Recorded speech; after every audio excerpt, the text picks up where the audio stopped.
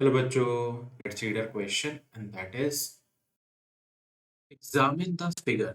सो हमें यहाँ पे ये फिगर दिया गया है और इसमें दो लेबल्ड पार्ट्स हैं जो बेसिकली हमें लेबल करने हैं। और हमारा क्वेश्चन है that is this structure present in animal cell और plant cell, can these be passed on to the progeny and how, name the metabolic processes that taking place in the places marked 1 and 2। तो सबसे पहले तो हमें यही बताना है कि ये स्ट्रक्चर क्या है, क्योंकि यहाँ पे पहला क्वेश्चन तो यही होगा। देन हमें ये बताना है कि क्या ये स्ट्रक्चर एनिमल सेल में प्रेजेंट है कि प्लांट सेल में प्रेजेंट है। फिर हमें ये बताना है कि क्या ये नेक्स्ट प्रोजेनी में यानी आने वाले जो ऑफस्प्रिंग्स होंगे उनमें पास होगा कि नहीं होगा, और कौन से मेटाबॉलिक प्रोसेसेस जो होते हैं जो इस प्लेस 1 और प्लेस 2 में होते हैं। सो सबसे पहली चीज तो हम जिस स्ट्रक्चर के बारे में बात कर रहे हैं यहाँ पे वो है chloroplast. As you can see, first of all एक तो ये डबल मेम्ब्रेन है, पहली चीज। फिर कंफ्यूजन होता है कि भाई डबल मेम्ब्रेन तो हमारा माइटोकॉन्ड्रिया भी होता है, तो आपने कैसे पहचाना। तो दूसरी चीज होती है प्रेजेंस ऑफ दिस थाइलाकॉइड्स, जो कि आपको यहाँ पे दिख रहा है, ये स्टैक्ड फॉर्म में होता है, जो कि माइटोकॉन्ड्रिया का फीचर नहीं है। तो हमारा पहला आंसर हम यहाँ पे यही लिख सकते हैं कि that the structure that we are talking about here is the chloroplast. अब हम आते हैं अपने क्वेश्चन पे कि भाई ये किस में प्रेजेंट है। The first question here is कि हमें यही बताना है कि ये प्लांट सेल में प्रेजेंट है कि एनिमल सेल में प्रेजेंट है। तो it is a very basic and easy thing कि भाई जो क्लोरोप्लास्ट होता है it is present in plant cell, only plant cell, because animal cell में ये प्रेजेंट नहीं होता है। और इसका रीजन क्या है? पहली चीज तो ये प्लांट सेल में प्रेजेंट है और इसका बहुत बेसिक सा रीजन है कि प्लांट सेल अपना फूड खुद सिंथेसाइज करते हैं, and that is the process of photosynthesis. So it is present in plant cells involved in photosynthesis.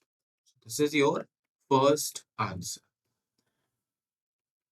Now let's come to the second answer, और वो है can these be passed on to the progeny? How? So हमें अब ये बताना है कि क्या ये नेक्स्ट जनरेशन में पास होंगे कि नहीं होंगे। हमें इस चीज को समझना पड़ेगा और आपको हमेशा ये चीज माइटोकॉन्ड्रिया और क्लोरोप्लास्ट के लिए ध्यान रखनी होगी कि जब भी हम इन दोनों के बारे में बात करेंगे तो ये दोनों ही, जैसे हम यहाँ पे कह रहे हैं कि क्या ये नेक्स्ट प्रोजेनी में पास होंगे, डेफिनेटली ये नेक्स्ट प्रोजेनी में पास होंगे। बट कैसे? First of all yes, they will passed on to next progeny. और उसका रीजन बड़ा सिंपल सा है, because they are able to self replicate. ये क्या कर सकते हैं? Because they are able to self replicate, या फिर हम कहें सेल्फ रेप्लीकेशन, ये कर सकने के काबिल होते हैं, कर सकते हैं, जिसकी वजह से ये आराम से नेक्स्ट प्रोजेनी में क्या होते हैं, पास ऑन हो जाते हैं। बिकॉज इनका रेप्लीकेशन कंप्लीटली न्यूक्लियस के डीएनए के रेप्लीकेशन पर डिपेंडेंट नहीं है, ये अपना रेप्लीकेशन खुद कर रहे हैं। Now let's come to the third part of the question that is given to us here is, and that is the name the metabolic process taking place in the places marked 1 and 2। तो सबसे पहली चीज तो 1 में हमें क्या दिख रहा है? 1 में हमें दिख रहा है ये रीजन, ये matrix region of the chloroplast, जैसे हम कहते हैं स्ट्रोमा। और 2 में हमें ये जो रीजन दिख रहा है ये है डीएनए। तो हमें इन दोनों से रिलेटेड जो है मेटाबॉलिक प्रोसेसेस के नाम देने। जैसा मैंने बताया था, जो हमारा फर्स्ट है वो क्या है? वो है स्ट्रोमा। और स्ट्रोमा जो होता है it is a characteristic place where dark reaction is possible. We can write here dark reaction occurs here. और डार्क रिएक्शन किस में इन्वॉल्व होती है? डार्क रिएक्शन फोटोसिंथेसिस में इन्वॉल्व होती है। फोटोसिंथेसिस में दो फेजेस होते हैं, light phase and dark phase. जो डार्क रिएक्शन है which is basically dark phase, वो कहाँ होता है? वो स्ट्रोमा में होता है। जबकि जो लाइट फेज होता है वो थाइलाकॉइड में होता है। Now let's come to the second part here, which is basically the DNA, as I told you.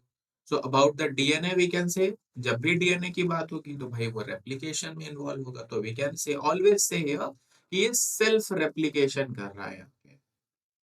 और रीजन क्या था? रीजन अभी हमने ऊपर डिस्कस किया कि ये नेक्स्ट प्रोजेनी में खुद से पास हो सकते हैं, ये न्यूक्लियस के डीएनए पर डिपेंडेंट नहीं है completely. So this is your second part, and these are your metabolism, because we need to answer metabolism. So photosynthesis is the metabolism, and self replication is the characteristic process जो कि यहाँ पे possible. I hope this will help you. Thank you.